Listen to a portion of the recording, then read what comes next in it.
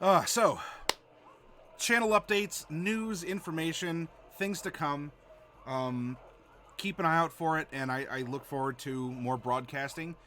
And why don't we delve into it? Let's make a character. It's been 2 weeks, so I've probably got a little rusty. I'm gonna need your help. Dun, dun, dun, dun.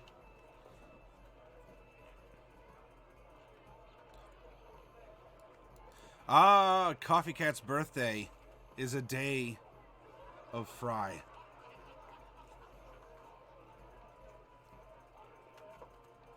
It's one way to do it, Hart. Have Twitch buy minis for you.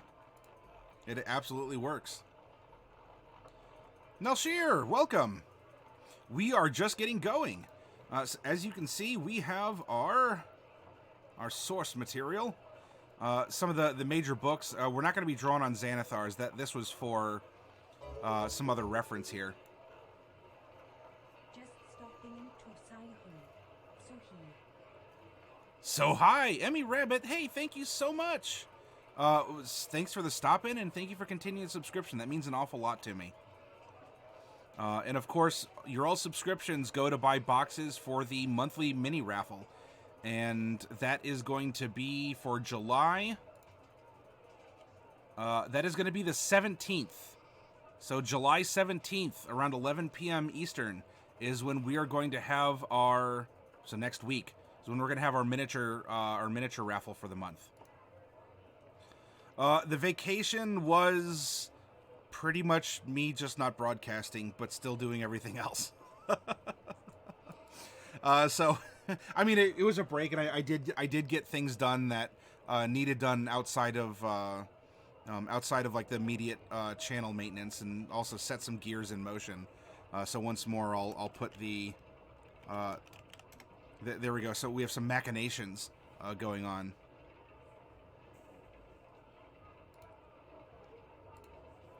All right, here is our prepared, our semi-pre-prepared character sheet. We're going to take our time to go through this and see who and what we get. I'm very open to this. Emmy, be well. And thank you. Emmy, if you're going to be broadcasting anytime soon, you know that any of you who broadcast, you can share on our Discord. But Emmy, if you have a link that you want to put to for whenever you're going to be broadcasting next, please do so before you hop out of here. As per the rabbit you are. All right, so there's a couple roles that I want to reference here. In fact, let's move into some ambient music here. We're going for more of what I'm calling a monstrous theme. So let's get something kind of primal, kind of natural here.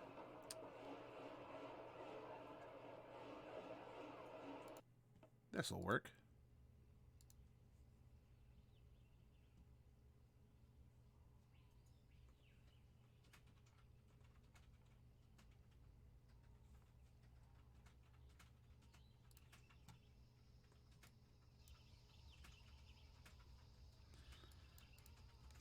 Still getting through Undertale. You're working on a campaign on the side, and you like the idea, Silver. If you have questions along the way, even though we're doing character creation, you know you're welcome to ask in chat. And thanks for sharing that link, Emmy. Be well, and good luck in that fight, if you're still getting through it, through the Muffet fight. All right, our race sources. We are deselecting everything except Volo's Guide to Monsters. This is what I want to focus on. I want to explore other cultures as we pretend to be inside of them. As an existing member of a tribe, or even a sprawling goblin empire. You know, with millions of goblins in an organized society. Or, however.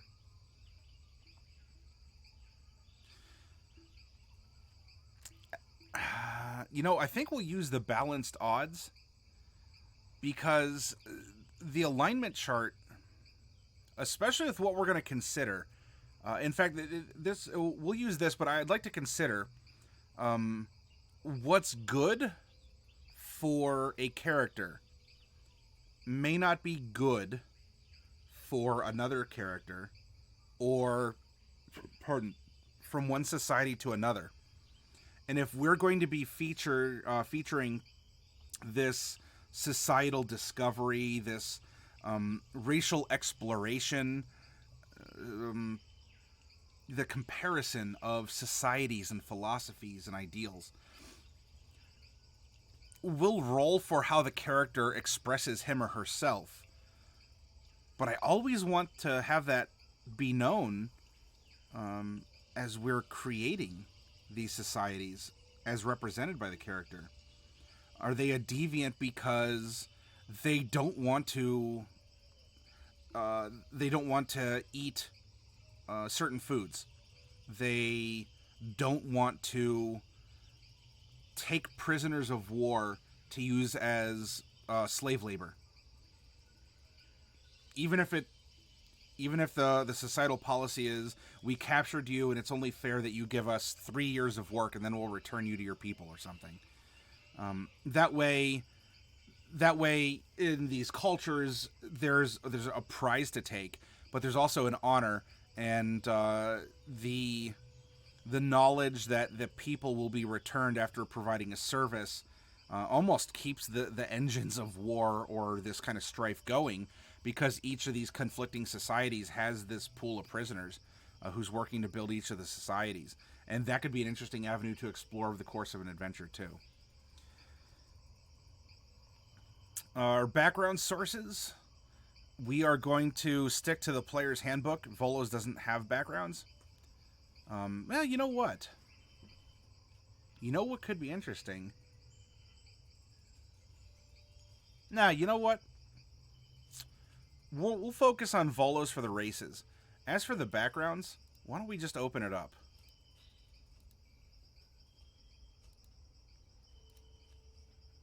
And find out, because this is a variety of societies that the backgrounds can reflect. You know what? This actually still needs to be updated with the 4 backgrounds that are in Ghosts of Saltmarsh. And so when we get to that point, I'm going to have to add an extra 4, and we'll see if one of those pops up.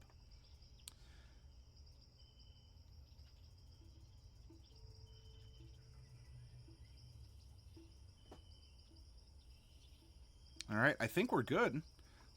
The stage is set, and it is now time to roll. Let's open up our dice roller. We're going to roll a percentile set first to find out, do we have a female character, a male character, or are we going to have a multi-class character, in which case we'll roll again. 25, so we have a female character.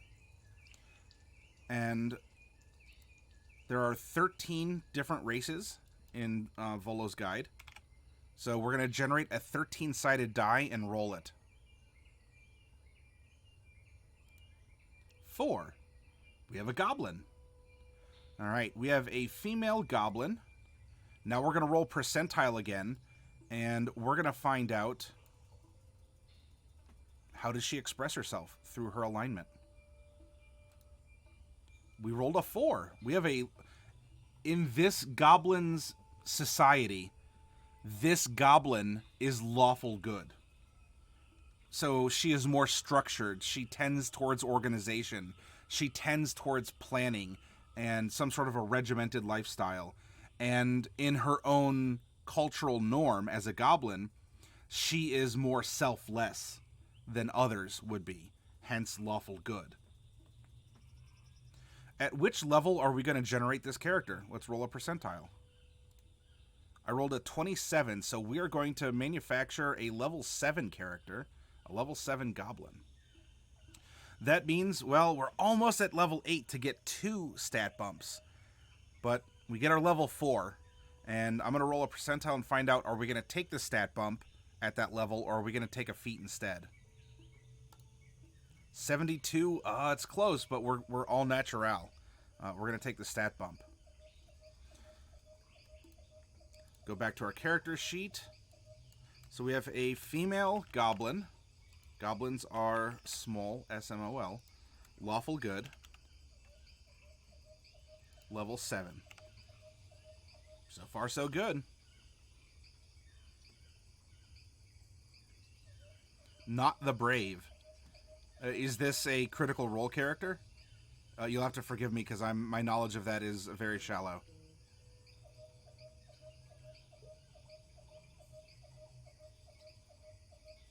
Okay, gotcha. What is this character's background? There are, well, it says 62, but I'm going to manufacture a 66-sided die because on 3, 4, 5, and 6, we have our 4 custom Ghosts of Saltmarsh backgrounds. So 66-sided die and roll it. 37. 37 is an Izzet engineer. When did the Izzets ever employ goblins?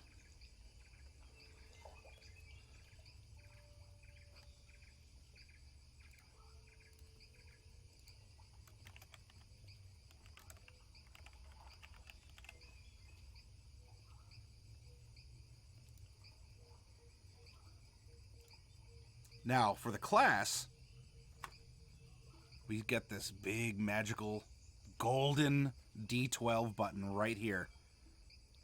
It's just aching to be pushed. And so with a drum roll.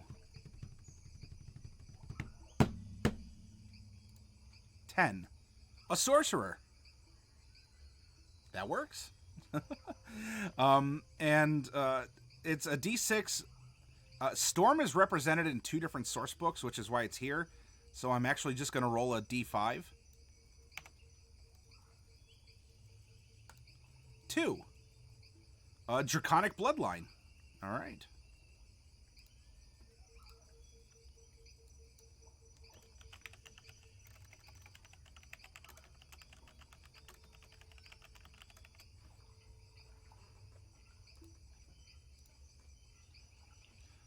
Class features, Sorcerer. Sorcerer doesn't have class features. In that sense, anyway.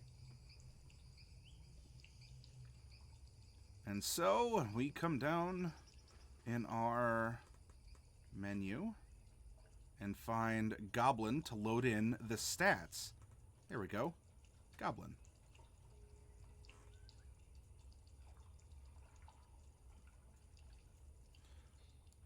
Goblins' lifespans are not as long as humans. Well, they don't tend to be anyway. And as you can see, in the formative, if we end up rolling on a percentile set that we have a child prodigy, goblins accelerate their youth or their adulthood more quickly. And so this is going to represent that until we get to a young adult. And bear in mind that after we made the switch between the old spreadsheet and this generator, the ages presented are for a physical maturity, not a societal maturity. If you play by what the player's handbook suggests, elves mature as quickly as humans, and so a 16-year-old elf and a 16-year-old dwarf and a 16-year-old human are going to bear similar, mid-late teen appearances. Though in a human society, that may be adulthood. However, in the elven society that the player's handbook presents, elves aren't considered adults until they're 100. All right, let's roll that percentile. 92. We have a venerable goblin who is 49 plus 1d10 years old. So we have a 52-year-old venerable goblin.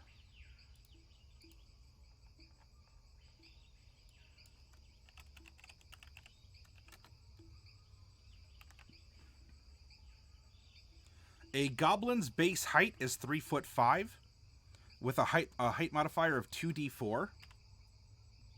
So we'll roll that. We're adding 7 inches, so 4 foot even.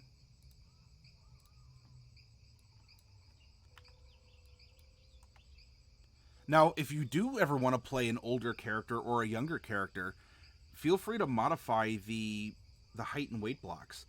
You know, are we suffering from some bone density loss, and are we actually kind of on the shrinking end of aging? But maybe our ears continue to grow, and so we actually have like really big kind of droopy goblin ears, and just like this really nice smile or something on this like weathered, wrinkled goblin face. You know, she could be very matronly. We'll find out in her personality, though. So she's 4 foot, and if you thought it was appropriate, you know what? Maybe we only would have given her 1d4. Sure, do that. I'm going to keep it where this is, though I'd like to bring that up for consideration, because this is your character in your game. This is a bunch of friends getting together telling a story, so, you know, think about it. Have fun with it. Weight modifier, 1 pound times 7, so 7 pounds to the base weight of 35, and she is 42 pounds.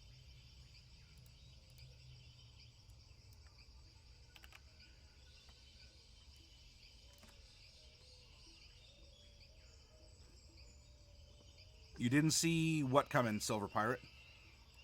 That we had a lawful good goblin?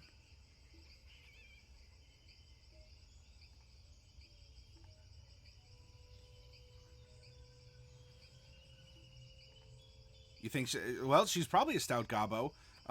Sorcerers are hardy folk.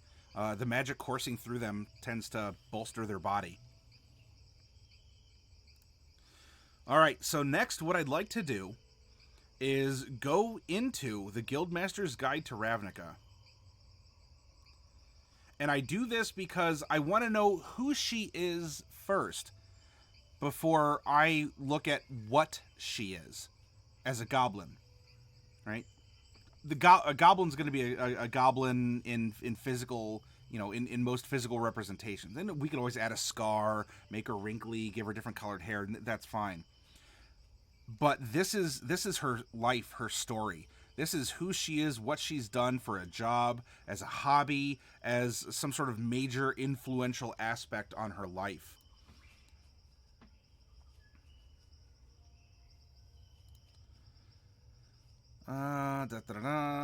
Friends and foes, sidebars. Now I want to go background for Izzet, being an Izzet engineer.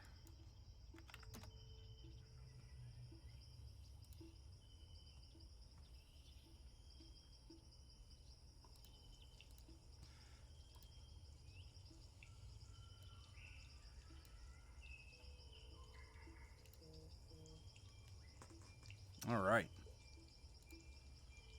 Actually, now that we have something that's a little bit more science-y, we'll put on some sci-fi background music here to get a little bit in the mood. Very science-y orcs.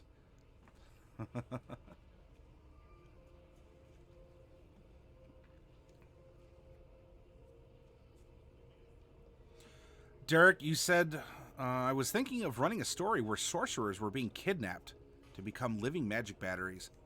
That would be very compelling. A good mystery, a good moral quandary as well. Beep boop, robot.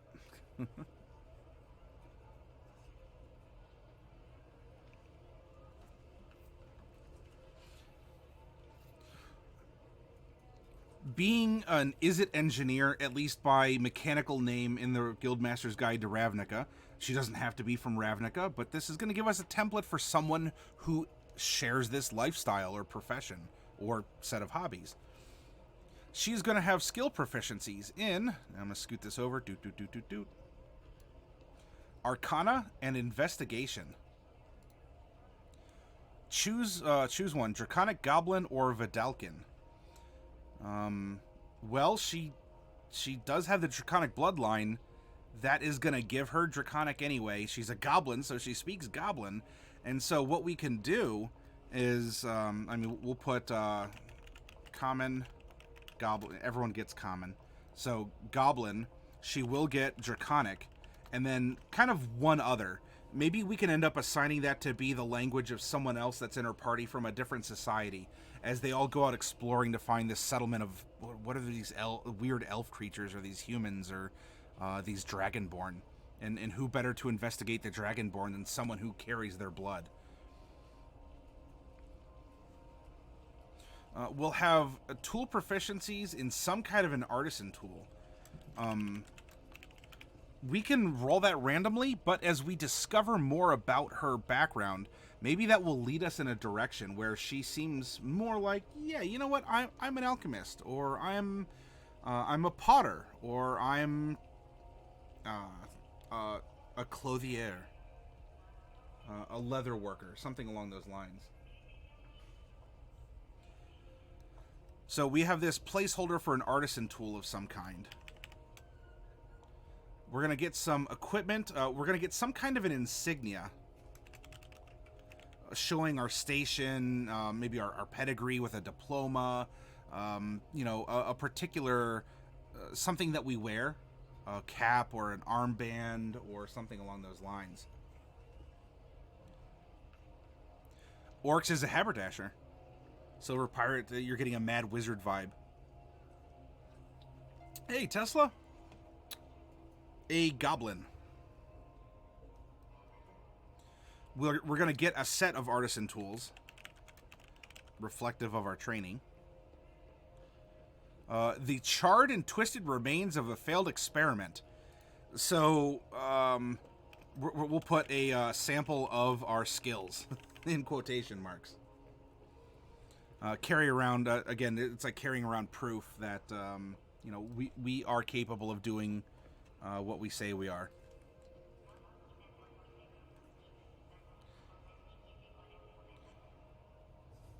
A hammer.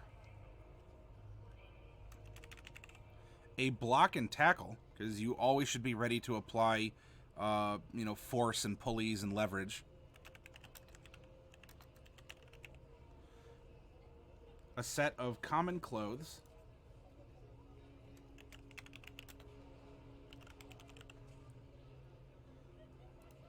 And a belt pouch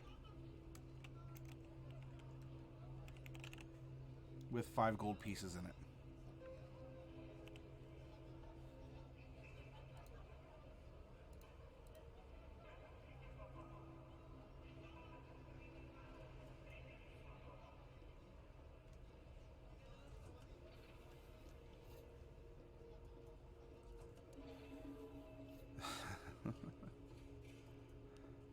Yeah, that's a microphone, bud. Our background feature is urban infrastructure.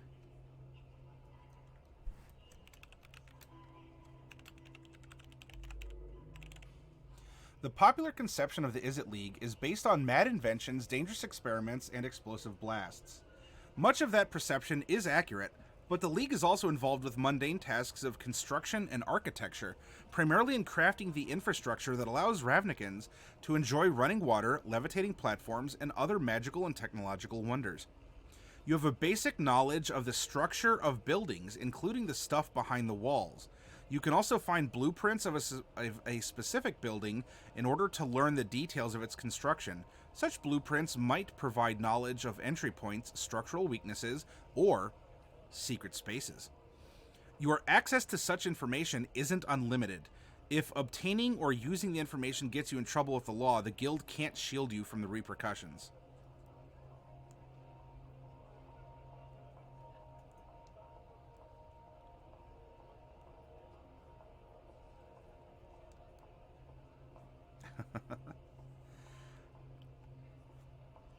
Now, this is something that could be house ruled, if you want this as a part of your homebrew campaign or not.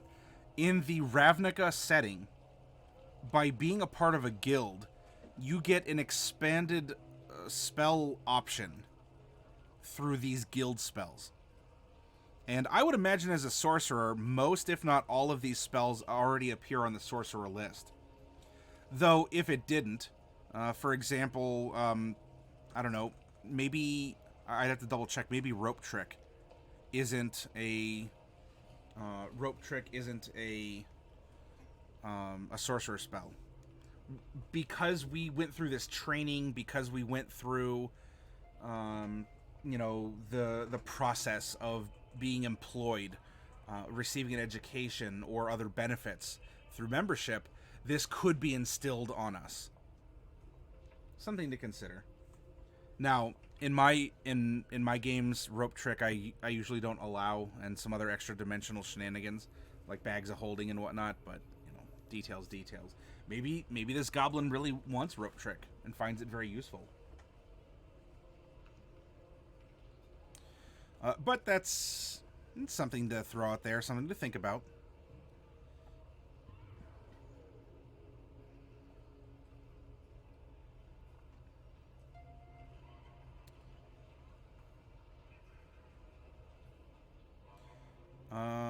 Chaos Bolt is a new spell that's being offered here.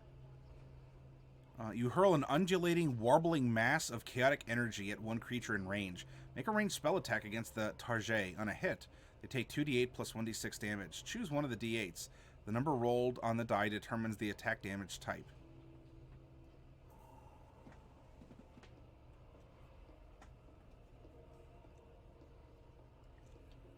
But these are details that we can flesh in later. Just some good benefits here. We are going to get 2 personality traits, an ideal, a bond, and a flaw. And if we're staying with the theme of the background, you also get 2 contacts and a within your sphere, and a non-contact, because Ravnik is a very social game, and so the backgrounds offer these built-in hooks for interaction. So we'll roll with it. We can have fun. A lot of the races in Volos, you'll find, also have extra sidebars about culture, or why is a goblin, why is a lizard folk different from their tribe in adventuring out. And we'll include all of that, because let's consider it for the character. So I need 2d6. Oh, I'm sorry. I need 2d8 and then 3d6 initially here. Okay. So 3, 7, 3, 3, 3.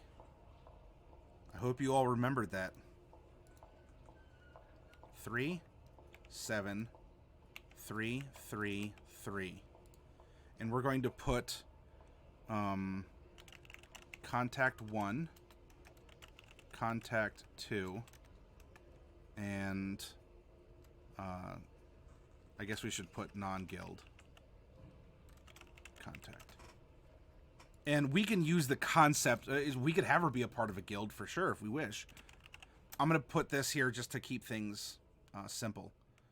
So we have 2d8 and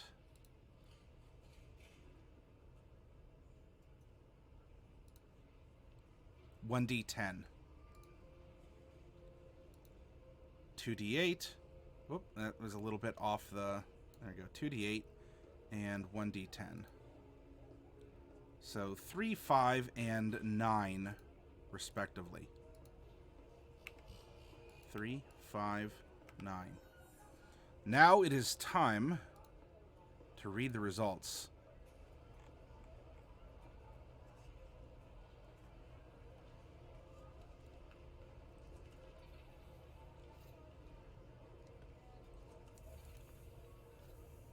Personality trait number 1.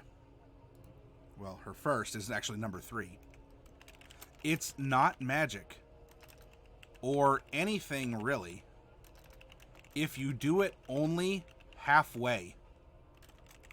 Whatever I do, I give it all I've got. She's very determined. And she'll put every ounce of her draconic blood into what she's pursuing. And her second personality trait is number 7. Great ideas are fine, but great results are what counts.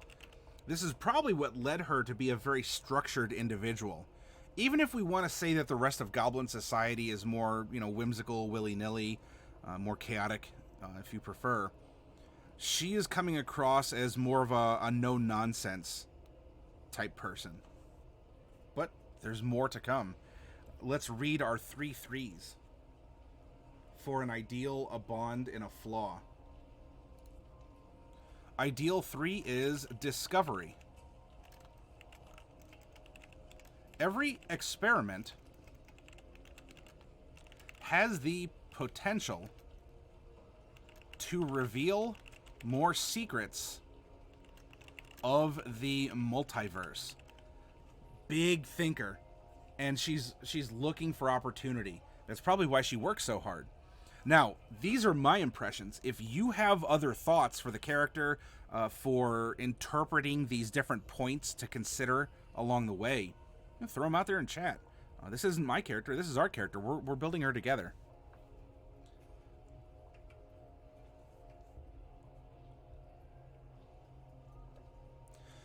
Bag of holding is useful. They very much can be. I agree. Party gets a bag of holding upon investigation. Find 22 dead bodies inside. During the discovery, the party is discovered by the town guard.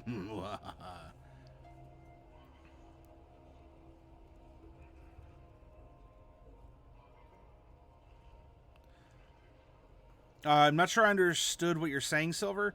You have an idea? Maybe you can come up with the name as we draw the raft? Can you clarify that for me, Silver Pirate? Her bond is number 3. I'm convinced it was sabotage that destroyed my first laboratory and killed many of my friends. And I seek revenge against whoever did it. That is a bond. We have established that she had friends, assistants, maybe even people who worked under her.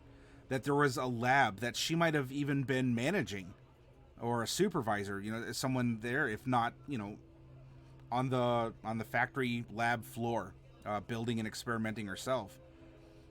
She had a lot of friends, so this is going to indicate that she has social traits. Doesn't mean she's super social. Maybe it took her 5 years to make the friends she had because she's reserved, but she just opens up a lot around the people that she does trust, and she lost those people. And this has put her on this path to follow the clues. Again, this could lead to her methodical examination of magic and components as she puts things together, as she wants to try and trace back what happened. And remember, if you're a DM and you have a player handing this character sheet, all the bond says is, I'm convinced it was sabotage. It could end up being, what if it was her fault? But she convinced herself that it wasn't. Through action, inaction, or something. She's lived a good long while. That also could indicate that she's a cautious person.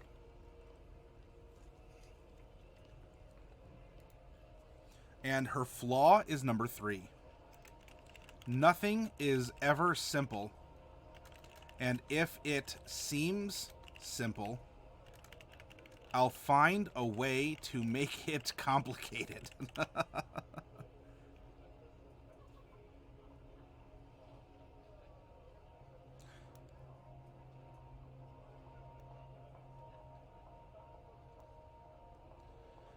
What would be the mechanic for the name then, Silver? I mean, I'm open to ideas. I just need to know more about what your thoughts are. Our Goblin is a possibly a conspiracy theorist. She does, maybe she does see a lot of things, but she overcomplicates it.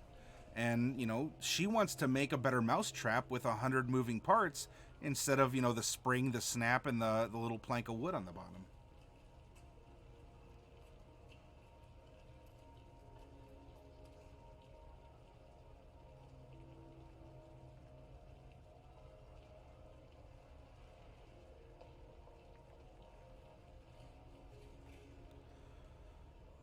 All right. What is a friend of hers that presumably survived the explosion or that she's made sometime after? Number 3. A sibling is the head of a laboratory doing exotic research. Yeah, go capture a couple of those humans? Humans? Can you bring a couple back? We want to test some shampoo on them. We're running out of samples. And number 5. I'm in regular communication with an instructor who set me on the course of my life and research.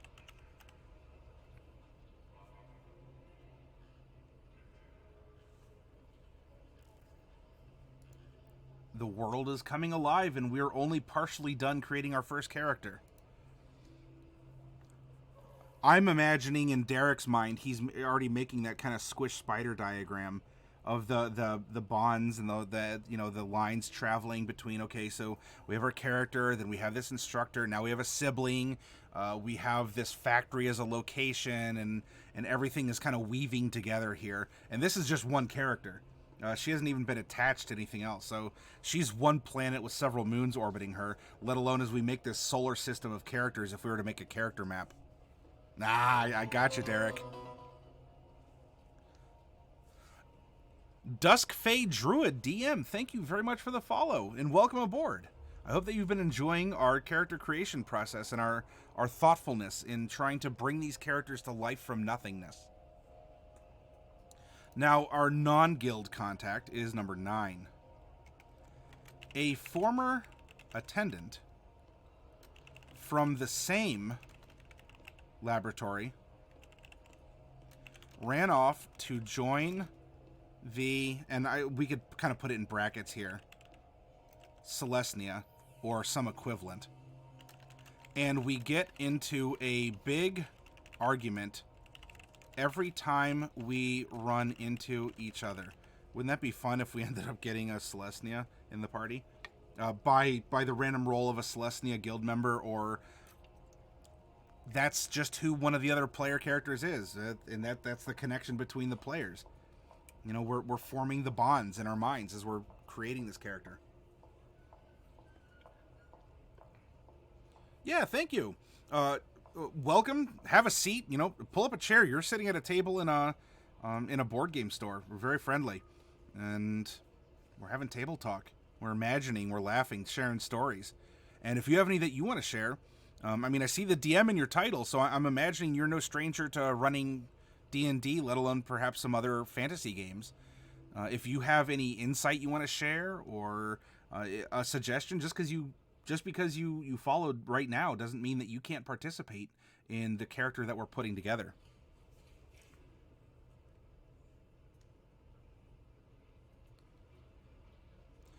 Derek said, quote, "How was I supposed to know diesel fuel injected directly into the brainstem wouldn't let the human maintain a flakeless scalp?" See, we could check that off. Diesel fuel injected, in place of spinal fluid is not an anti-dandruff shampoo. That's off the table.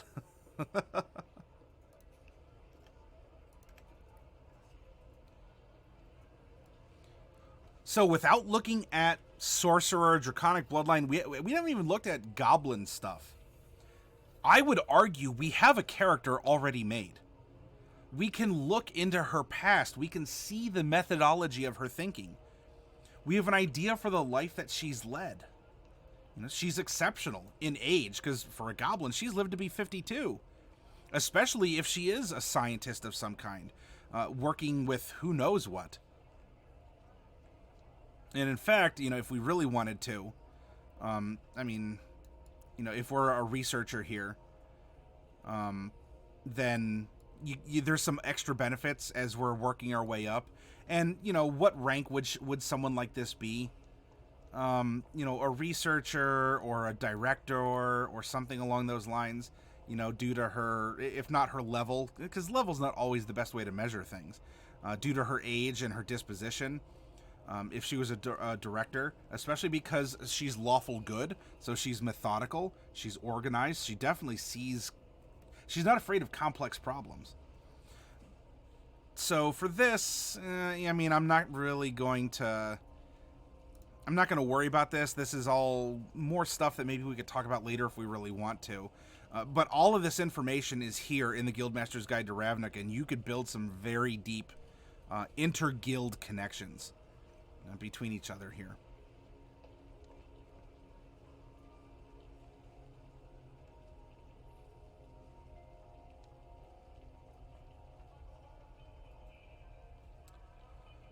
Now we're going to hop over to Volo's Guide, because we have a Goblin to take a look at. Now we are going to start with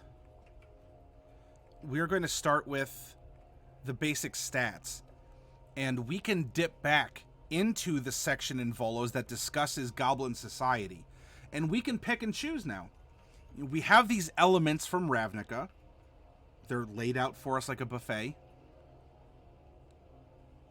And being a gentleman of cherub demeanor, I can appreciate that metaphor. We can take the elements that Volo's Guide is presenting to us about goblins and their society, and we can cherry pick it, and we can add our own thoughts and ideas. How would a goblin like this come into existence as a product of a world that we can fathom? All right, our goblin traits. Our dex score increases by 2, so let's float that up here. And our constitution increases by 1. We are small, but our speed isn't 25. We are quick little folk. We do have dark vision out to 60 feet. Fury of the Small as a racial trait. Fury of the Small. When you damage a creature with an attack or spell and the creature's size is larger than yours, you can cause the attack or spell to deal extra damage to the creature. The extra damage equals your level. Once you use this trait, you can't use it again until you finish a short or long rest. So if she doesn't like you, she'll ping you. Nimble Escape. This could be how she got out of that lab before it exploded, too. You can take the disengage or hide action as a bonus action on each of your turns. It's pretty good. Just jump out, cast a spell, fade back into the rocks or shadows. And languages, Common and Goblin. So there's a Goblin by the numbers. Though, you know, that in itself it's a little lame. There is something that we can add. You know, why a monstrous character? And by the way, Volos asks you so many very good questions here to get you to think about these characters as more than just pluses to ability scores and the like. So we can roll this number right here, a D8, for our monstrous origin. What makes us different? Let's do so. And we'll add that down here.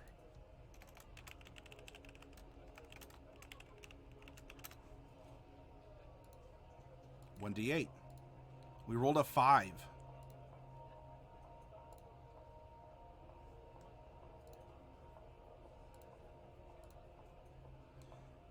And for a 5, it reads...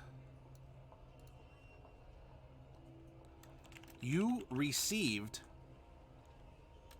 divine insight that sent you on your path, and occasionally receive new visions that guide you.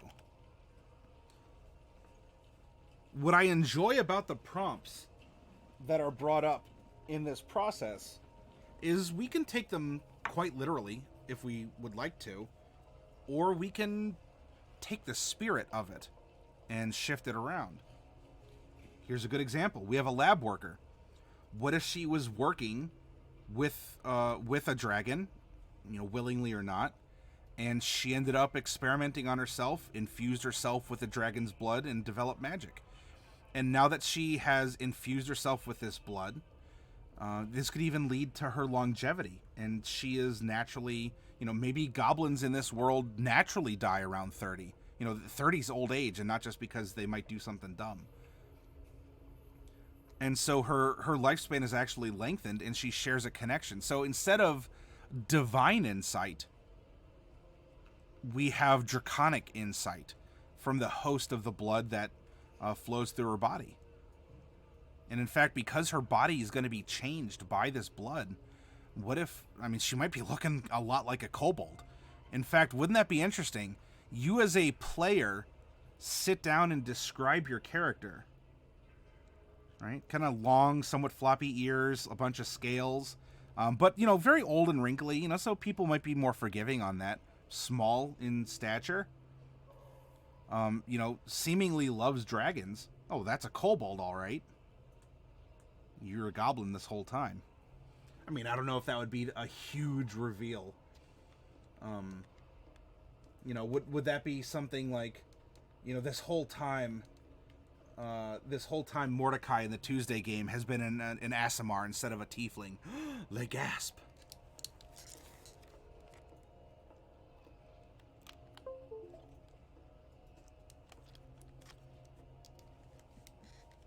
There we go. I had to plug in there.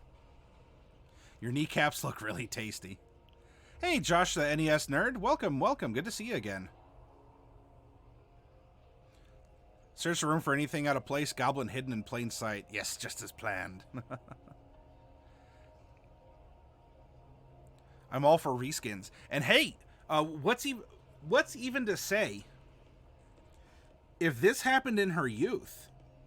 And, youth being what it is, what if she is actually the mother of dragons, so to speak, because she actually developed, whether in a test tube or through her own actions, what if she actually made the kobold race?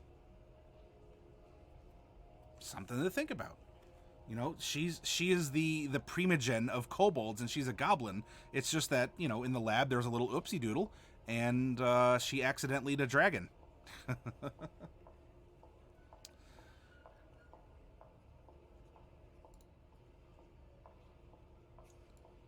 So we'll put Draconic.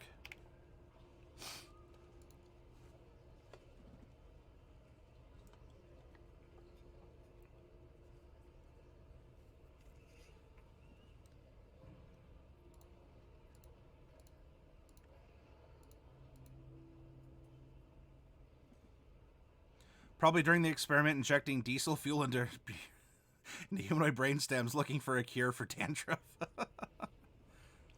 As a joke in the middle of combat, you made a bluff check against the DM in mid-combat. 19 is under his DC. Oh, you're talking about your Pathfinder session. Ah, yes, please do share. I literally rolled the check in roll 20 and made this bluff. Hey, DM, this guy's been dead for 4 rounds.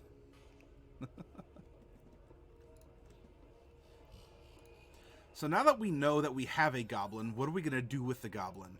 It just so happens that... Hey... Volo's Guide to Monsters talks about goblinoid society. Not just goblins themselves, because we're also talking bugbears and hobgoblins.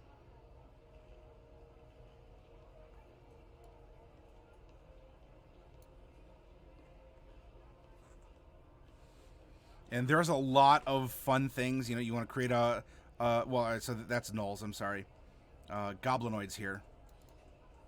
It can get into their religion. It gets into their society here. Beastmasters and slave drivers. Goblins know they are a weak, unsophisticated race that can be easily dominated by bigger, smarter, more organized, more ferocious, or more magical creatures. Like dragons. Their god was conquered by Maglubiet, after all, and now when the Mighty One calls for it, even their souls are forfeit.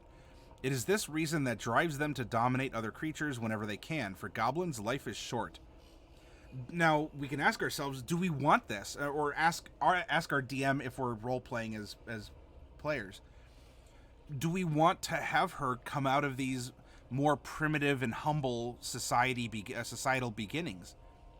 Or is she more like a Ravnican goblin, which, you know, they have these baser instincts, but they're offered an education. Goblins go to, you know, Izzet College and others. They're not, you know, not all goblins are just these little barbaric dummies that run around and just nibble on stuff and people.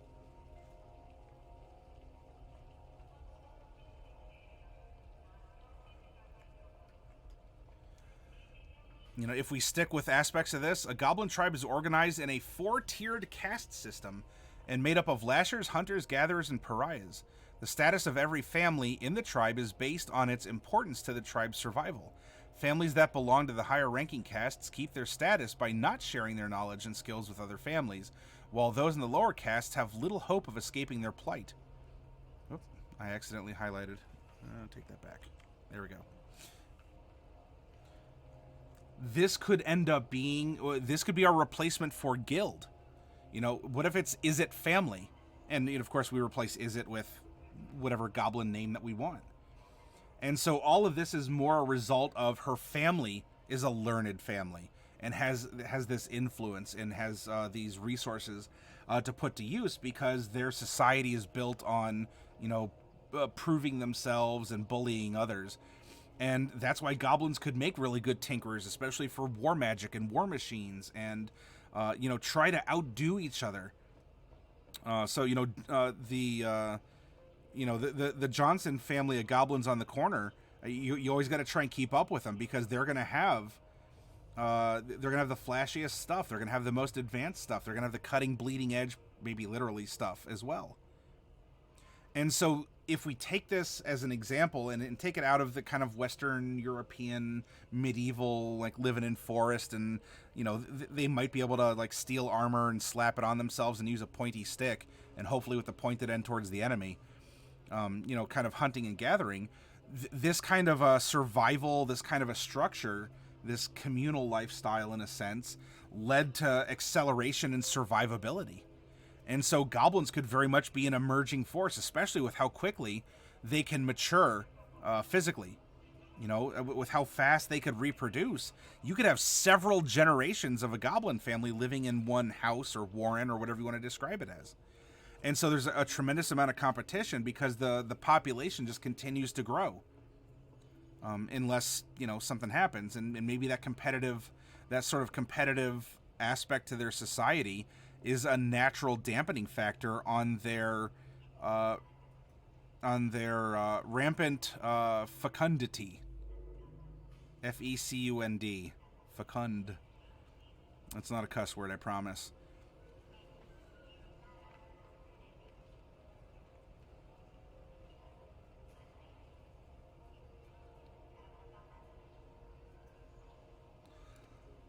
So, more things to consider in Volos. You know, Booyogs are the spellcasters. They have a special name for spellcasters. Who's the boss here? Nilbogs, by the way. Nilbogs in Monster Menagerie 3. That's goblin spelled backwards. Nilbogs could very much be a thing. Maybe she's considered to be a Nilbog. What if the small goblins are the precursor, and bugbears and hobgoblins are experimental products? Again, the hyper competitive nature. What if they're set up like? Did any of you see Star Trek Enterprise? With it explains in that series, and I know it's not everyone's favorite, I get that, but it explains how Klingons lost their ridges for a while in Star Trek the original series before getting them back in Next Gen. It also explains why the Federation is morally and maybe legally against genetic tampering of people. And that's explored in Deep Space Nine a lot.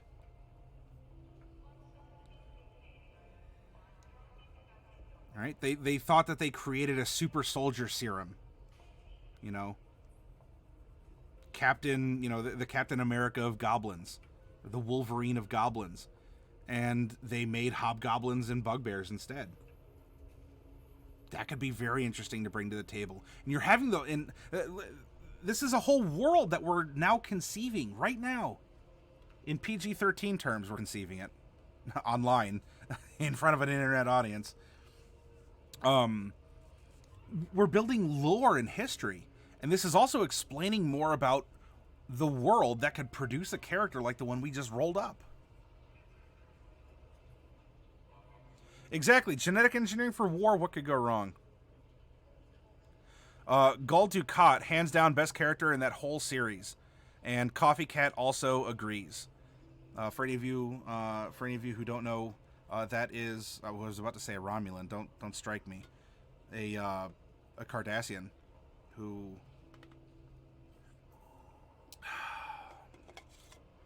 it's such an old series. But I don't want to spoil things. He's a tailor. He makes clothes for people. He might have another job, but he's good at offering fashion advice. Wait, is that the right one I'm thinking of? I think so. There's a couple Cardassians in that series, so if I mixed them up, pardon me. That's Garrick. I'm sorry. Wait, then Gul Dukat is... Can you remind me then? Because the name's familiar, but I thought I was thinking of the part-time shopkeep. Oh, derp. Well, I mean, I guess you could say BBEG. I don't know if that's spoilers necessarily.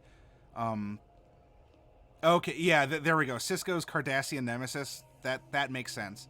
And you know what? He even kind of looks like Nemesis from the Resident Evil series. So, okay, gotcha. And that... And maybe it's because the Cardassians aren't... Well, I was going to say a black and white issue. That's kind of their racial color palette is black and white. These characters, though, are very demonstrative of they're more than just a black and white society of, well, we're the bad guy aliens and, we do things because, we can.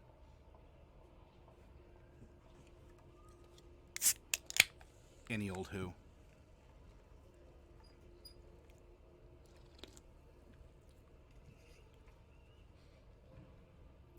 Maglubiets will be done, so they can be fiercely loyal to their heavenly host.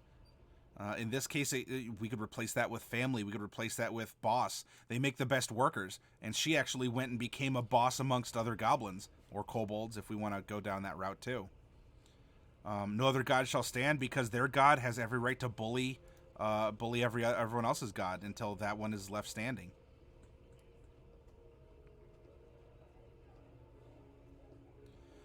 Getting into aspects of hobgoblins, I don't want to spend a ton of time on that because we're only making a straight up goblin here.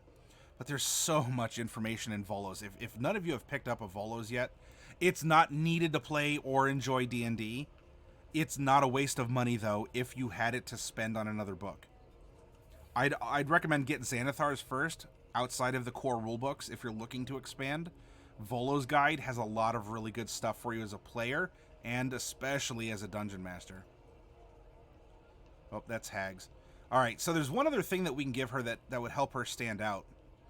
And that is, there's a chart up here for a status symbol. And this could end up being a memory of her being a boss. This could be even the remains of the people that she recovered from the lab explosion. But let's roll a 20-sided die. 16. And figure out what is she carrying around as a status symbol. Even if it's just to her. Kind of like the Bejor, their earrings are special. I don't know if it's necessarily a status thing, but it is more of a religious expression.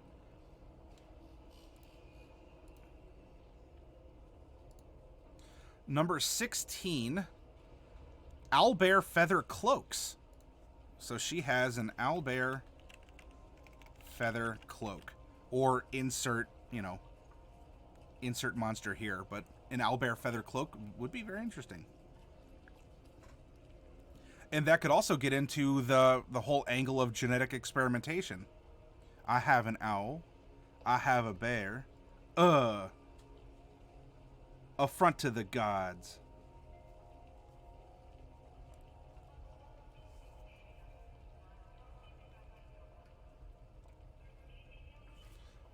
Oh, we got people talking Star Trek in chat now.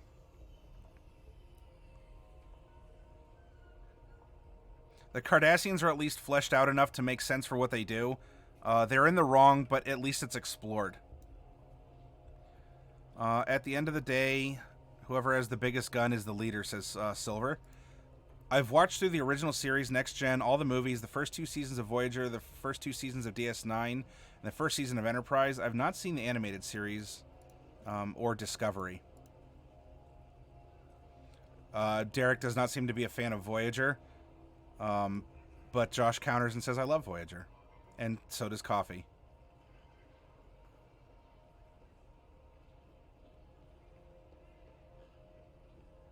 Oh, Derek's calling out Josh saying, no, you love 7 of 9.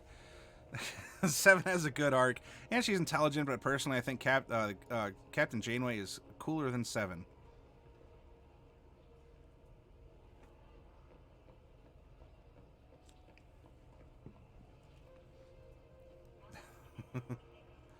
I am to please, Derek, and hopefully I'm providing that as we're generating a character in an entire world around one little goblin who's kind of has well, theoretically a foot in the grave, but who knows? She might be able to live another 100 years. She has dragon blood, whatever. Whatever. What's age? Oh, gosh. We have a very compelling character, too. We haven't even touched the fact she's a sorcerer, beyond conceptually. But now that we have her goblin properties, you know, we're talking about her history and what happened over her life. She's in this important position in society. Why don't we crack open the good old-fashioned Bahubba, and come over here to the classes, and let's apply some sorcerer levels to her. As she's only level 7, we're only going to worry about this right here. Not a lot. We're going to know 5 cantrips. 1, 2, 3, 4, and 5.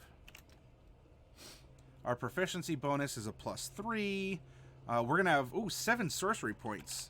Because we're level 7. Funny how that works. Sorc points. 7. Spells known, we'll get to that in almost at the end. We save spells for the last part because they are a part of her, quite literally. But we're still getting to know the character, and I want to apply Sorcerer before we apply the manifestations of being a sorcerer. And so she'll have 4, 3, 3, 1 for her spell slots. 4, 3, 3, and 1. Very good. We have 7 D6 hit die because we're level 7 and our hit dice is a D6. Makes sense, right? This is our amount of natural recovery between, you know, missions, combats, traps, or whatever, that we can heal ourselves without having to worry about taking up consumables or spells. You know, how well can we catch our breath? Hit points at higher levels. So, I mean, we're going to take the average, and we'll calculate that here in a little bit. No armor proficiencies, though we are going to have... I'm just going to simply put sorcerer proficiency, or just the sorcerer list, because it's kind of a mishmash of different weapons, and we're not really going to break anything by going outside of that, so... no tool proficiencies, but we do need to think about, you know, are we happy that she's a... sort of a genetic, like an alchemist by mixing bloods and chemicals? kind of I know you were saying mad scientist or a doctor. What kind of an artisan tool do we want to give her? Well, if you have a suggestion, throw it out there, because I think we've done a lot of development for the character based on the things that we've generated. Constitution and Charisma are our saving throw proficiencies. And then we get to choose 2 skills from Arcana, Deception, Insight, Intimidation, Persuasion, and Religion. Well, our background gave us Arcana and Investigation. So that's just going to leave Deception, Insight, Intimidation, Persuasion, and Religion. Let's see. It's not magic or anything really. If you do it only halfway, whatever I do, I give it all I've got. Great ideas are fine, but great results are what counts. Every experiment has the potential to reveal more secrets of the multiverse. I'm convinced it was sabotage that destroyed my my first laboratory and killed many of my friends, and I seek revenge against whoever did it. And nothing is ever simple, and if it seems simple, I'll find a way to make it complicated. A part of me went for Intimidation first. I think she can be direct. I don't know if she's necessarily intimidating.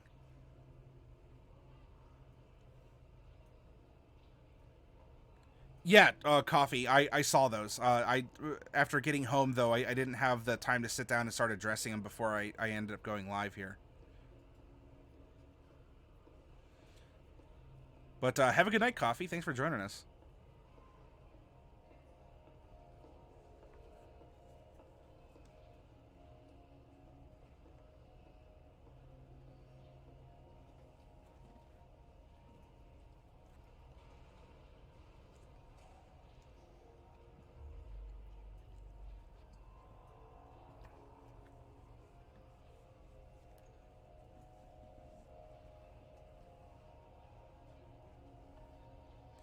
Josh asks, if someone lives for more than 1,000 years, would you want it all to be in comfort and wealth, or would you want to experiment and go exploring,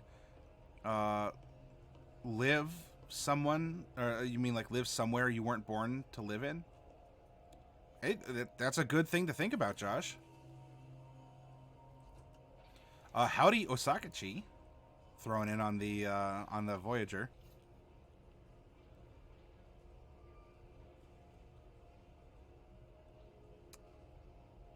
Hey, DJ. Did you miss anything? Well, we are making an Izzet Goblin, who is actually a Draconic Sorcerer, so she's going to have to answer to the boss, I guess.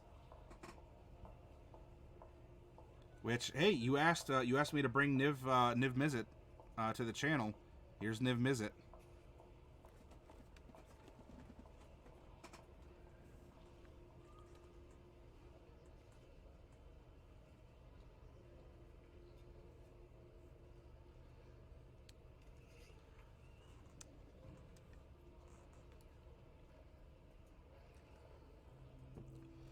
So given, if we take elements from what's presented in Volos, that goblins are very religious. You know, they have this faith in this hierarchy, even if it's to get behind their god and push their god over the goal line. Perhaps a knowledge of religion and persuasion to try and to motivate people. Come on, we can do this. We have to succeed. We can't give up, because she's a very motivated person. That might make a lot of sense. Now, if any of you have other ideas, well, throw them out there. DJ, it's a large figure. I know Coffee Cat went to bed, but you can ask Coffee. You can ask Lethality. Who else did I send a Niv Mizzet to? Diadems, did I send a Niv Mizzet to you also? Did you get one? I could have sworn I've sent out 3 of them.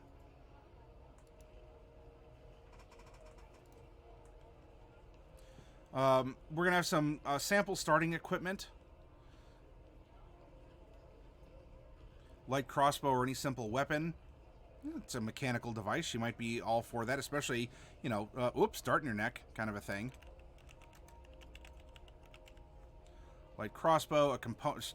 Definitely, she has all the chemicals and experiment. She wants to experiment. So light crossbow, we're going to give her a component pouch. Dungeoneer's pack or an Explorer's pack? Let's give her an Explorer's pack. And 2 daggers. Spellcasting, we'll get to it. We're going to get some meta magic for our class. We're not at 10th level, so we're only going to get the 2. Meta magic.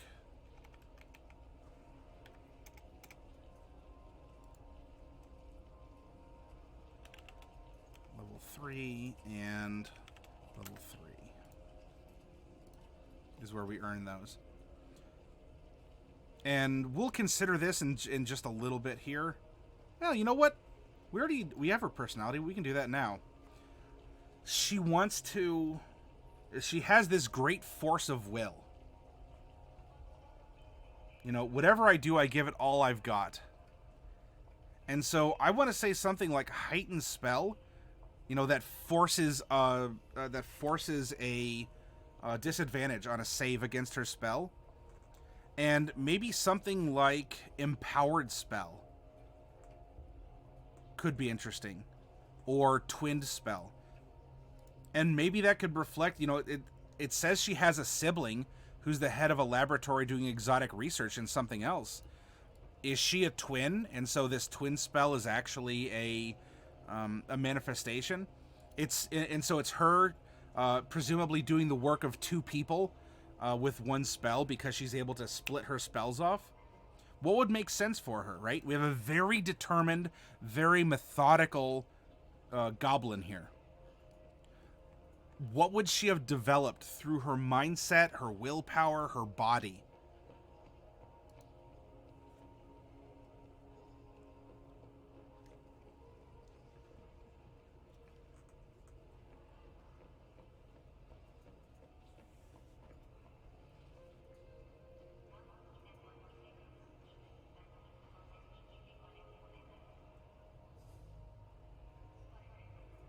That's an interesting fact, Josh. DJ says this would be a 4th, and mine might be more commander. I mean, what would be better than playing a large... Oh, wow. DJ, if you do that, I'd love to see you have Niv Mizzet out on the battlefield as you're playing a game of EDH. And just put that token right out there. Hey, Corrado, welcome. That's a very cute emote. That's very cute. Roxas Leet. So what does Roxas do that has this this kind of mouse guard style character? Is it role playing, or is it just the cute mascot that this person came up with? Silver says, I feel she would have many. Oh, like many, like she'd clone herself in some way. So that's more of a spell selection than a meta magic feat.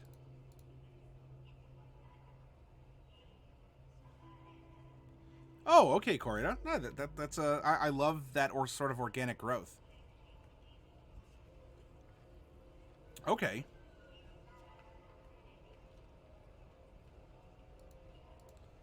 Let's give her heightened spell and empowered spell. All right, she redlines everything. In fact, that Dragon Blood's probably what has allowed her to, you know, stay up late at night and come up with some very interesting research and gone from there. Something like that, says Silver.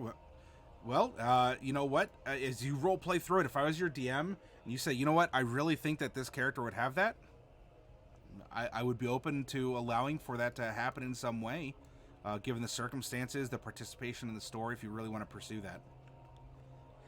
Pardon me. All right, so Draconic Bloodline. Our Draconic ancestry, let's roll a d10 and figure out who our dragon donor is. 6. The 6th one down on the list is 1, 2, 3, 4, 5, 6. Gold. I love gold. So Sorcerer, and we are of the gold Draconic Bloodline. So we already have our Draconic language up here as a part of that. And when we have interaction with dragons gets charisma advantage. Draconic Resilience. We are going to have an AC without armor of 13 plus Dex. And we're also going to get an extra hit point. So when we're doing our calculation, we get 6 at first level. And then it'll end up being another 6 levels of half plus 1 for the slightly above average hit points, which I suggest people use, but you don't have to. Then it'll be all 7 levels of 7 times con modifier. And then because we're part dragon, we're going to get an extra just flat up plus 7, because we get an extra hit point every level. Elemental Affinity. Starting at 6th level, when you cast a spell that deals damage of the type associated with your draconic ancestry, add your charisma modifier to that damage. At the same time, you can spend 1 sorcery point to gain resistance to that damage type for an hour. Elemental Affinity Fire. And nothing... we don't have our dragon wings yet.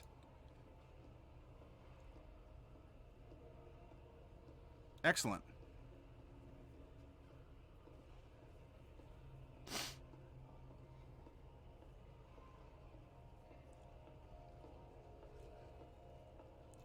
Better the Field Mouse army than worrying about Square Enix copyrights. Where does Square Enix come into Grand Theft Auto roleplay?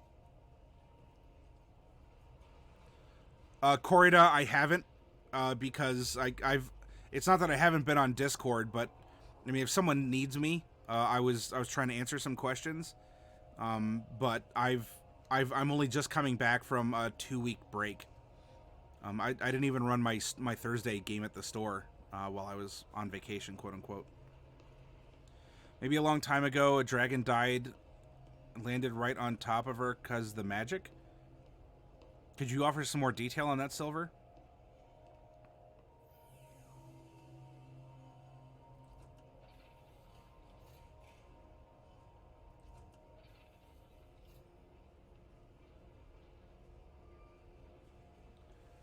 Can you get 2 breath weapon attacks? Being a dragonborn sorcerer doesn't give you a breath weapon. You get a fear aura at 18th level that uses your sorcery points. And I think if you look in Xanathar's guide, if you play with that, you might be able to get the breath weapon spell. But it would be kind of redundant, I suppose.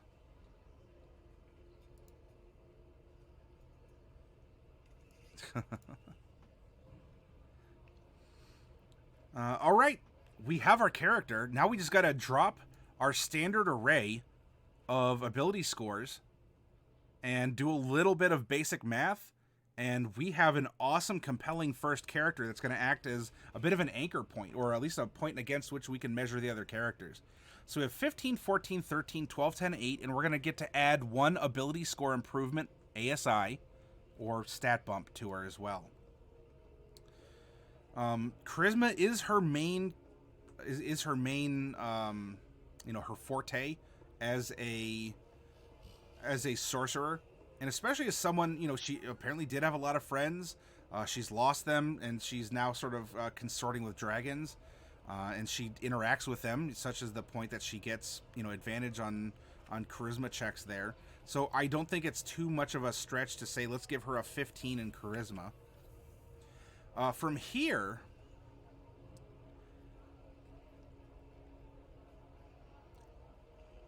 I think giving her, to help drive home the fact that she is so analytical, I think that giving her the 14 in intelligence, well, we could just make her really hardy also. That would be interesting. She's lived a long time. So, well, yeah, so what if we did that? What if we did 15, 14, 13?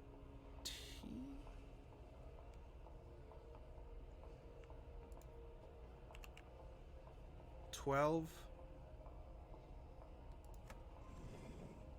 10, and I think we could argue that she's not the wisest, right? She kind of buys into these conspiracy theories. She's concerned with the facts and figures, but maybe doesn't know how to put them exactly together. That lab explosion could have been hers. You know, she's more of a face and a brain, but she might have trouble with some of these other aspects because she's always had her nose in the books. I'd be comfortable giving her a dump stat in wisdom, honestly.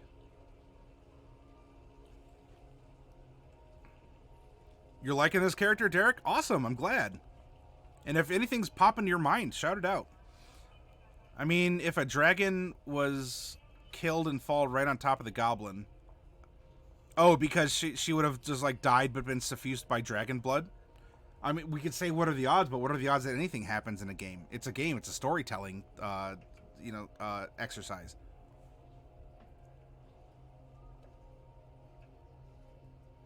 Sounds like a Twilight Sparkle in that, says Corrida. So this is going to give her a 14 dex, a 15 con, and there we go. And now we get to add in our level 4 stat bump, which I think we can top off our charisma, and I'm kind of digging a really high constitution gobbo here. So if we do this, this is a... now, I mean, if you want to... Look, she has plenty of room to grow. We could add in other things later. If you want to put that in intelligence instead, I totally get that, and I'd be fine with that. You know, it's however you want to build the character. Whoop, not 2 yet. Almost. -1 and 3. So we have some 0s. We have 2s down the board for dex, which is going to give us a 15 armor class if we don't have armor. Constitution saving throw is going to be a 6 because we have proficiency. In charisma, it'll be the same for persuasion and the saving throw with 3s down the board. Otherwise, we're just going to discreetly copy and paste this -1 to everything, including wisdom saves. And you know what? I think this makes sense too, right? It's not magic or anything really if you don't do it halfway. And so she's probably very convinced that she's resistant to magic because if it's not magical, I'm just going to see through it. I mean, little does she know that she's, you know, not going to be the best at those saves against magical effects. But, that's what spices up a character. I think people, many people, I'm not saying this is like my Tuesday group or any of the other groups that I've run for, but in general, there are people who are afraid of having a character with weaknesses. When having strengths is fine. You expect a character to have strengths. But I think what makes a character interesting are their weaknesses. That tells me more about your character and the things that he or she says or does or their behavior than even their strengths. Yeah, great. You have a high charisma score and your numbers and casting spells are greater. That's awesome. Mechanics-wise, you're solid, and you will succeed more times than you don't. That's kind of boring. There's exciting times. I don't want to poo-poo that. I want to know what makes your character afraid or ashamed, or is there a glaring flaw? Because every character has a glaring flaw. As a dungeon master, your NPC should have a glaring flaw. In fact, it's even kind of hinted at in the DMG that if player characters ever figure out something like the bond or a flaw or another aspect of your NPC, that should open up the NPC for action or communication or reward of some kind, because all the NPCs are going to have flaws in their own ways too with how they speak and interact. All right, anyway, so we have our con modifier now, so we're going to drop that in our formula here. And so we're going to have a 24, and we're going to have a 21. So this is going to become a 28 plus 30. She has 58 hit points as a sorcerer by level 7. That is awesome. Granny is tough. Her initiative's a +2 because that's simply a dex check, Her passive perception is a 9 because it's 10 plus minus her wisdom modifier. And she has earned a name. She's no longer a pile of math and numbers and stats. So if something's coming to mind about this character, throw it out there. She attacks with charisma. So we have a +6 to attack as its proficiency plus your stat. And then to resist those spells, you simply add 8 because that's the static number you add. So to resist her spells is a 14, and of course she can give people disadvantage on that too.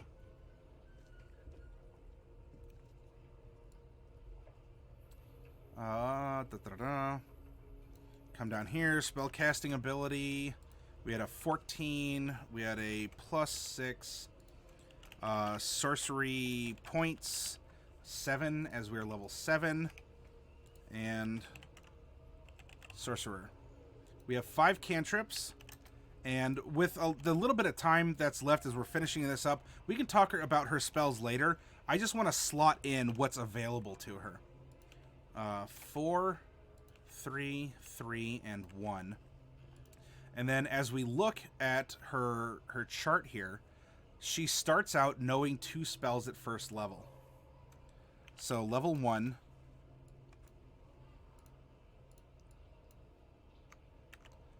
There we go. At level 2, we get 1 more spell, as you can see in this column here. And we're just going to go... If we progress without swapping spells, which you can do as a sorcerer, and if you have questions on that, let me know. This is level 3, 4, 5, 6, and 7.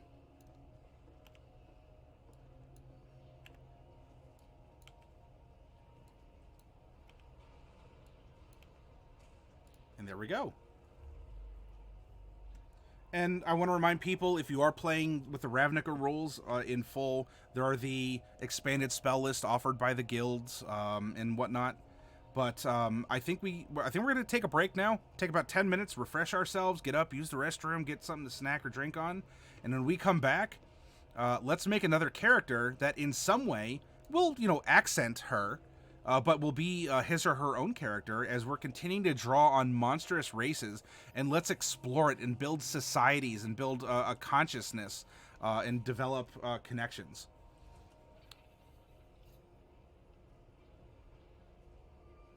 Break another character. Yep, we'll come back and do that.